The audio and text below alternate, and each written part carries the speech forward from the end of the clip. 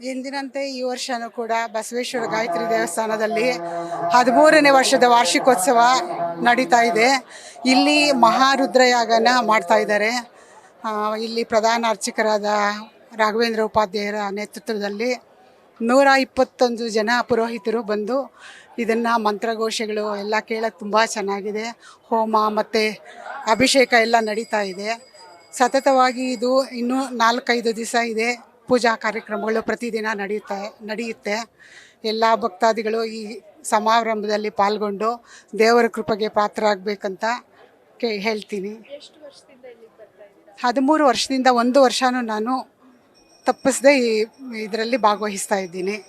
ಇದರಿಂದ ತುಂಬ ಮನಸ್ಸಿಗೆ ನೆಮ್ಮದಿ, ಒಂದು ಪಾಸಿಟಿವ್ ಎನರ್ಜಿ ಸಿಕ್ಕುತ್ತೆ. ನನ್ನ ಹೆಸರು ಪದ್ಮ. ನಾನು 13 ವರ್ಷದಿಂದ ಬರ್ತಾ ಇದ್ದೀನಿ. ಇವೆಲ್ಲ ನೋಡಿ ತುಂಬ ಸಂತೋಷ ಆಗ್ತಾ ಇದೆ.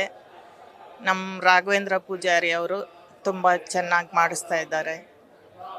ನಮ್ಗೆ ತುಂಬ ಖುಷಿ ಆಗ್ತಾ ಇದೆ. ಇವೆಲ್ಲ ಅವರಿಂದನೇ ನಾವು ನೋಡ್ತಾ ಇದ್ದೀವಿ.